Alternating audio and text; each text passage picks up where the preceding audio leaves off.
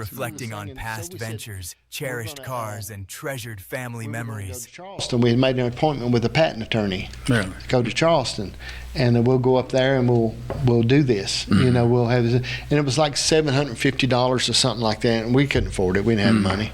We said, we probably could have been thousandaires by now if we'd have done that. But a while back, I found it. Found the log one of the logs we made. It was in my mom's basement in the window.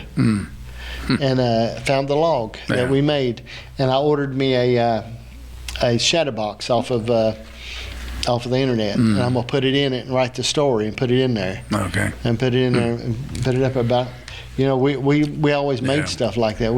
My dad and them built an asphalt plant, and they built it, and it was over there in West Virginia, over in Berwyn, built this whole asphalt plant just from pieces, and then used it for years. And this guy come from Africa. I don't know, how would they even notice before there was anything like that where you could go on the internet and find, but found out about it and come and bought it. Oh. And it sit there for probably 8 to 10 years. It sit there.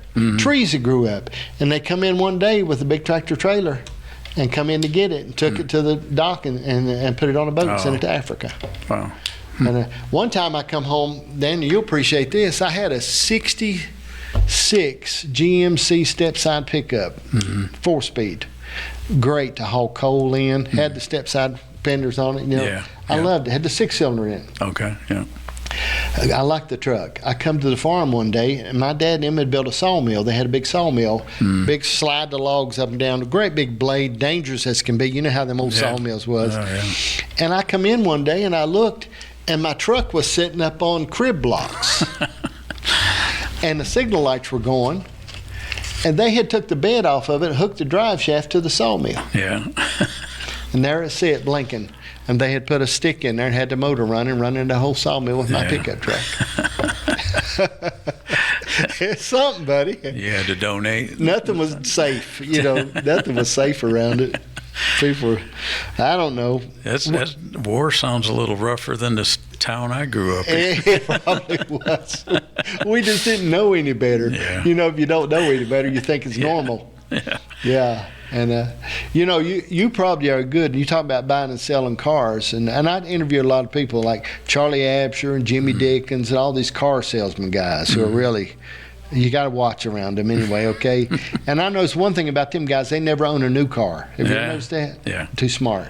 Yeah. They always have something they've got for 15. The other day, Charlie had a car, a Mercedes he's had for I don't know how long, and he's drove it everywhere, and he gave $1,500 for it, and he's talking about it, but he had to spend $1,500 on it the other day, and he was just grumbling. Yeah. And I said, what are you grumbling about? Yeah.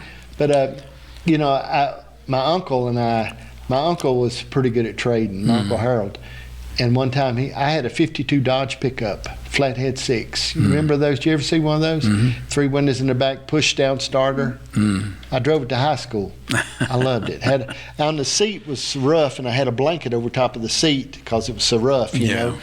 But that was truck, I drove it. But my uncle, and then also I had a Dodge dump truck, had a big nice Dodge dump truck that I used. And my uncle had a 72 Ford pickup, and one day he told me, he said, I'd like to trade with you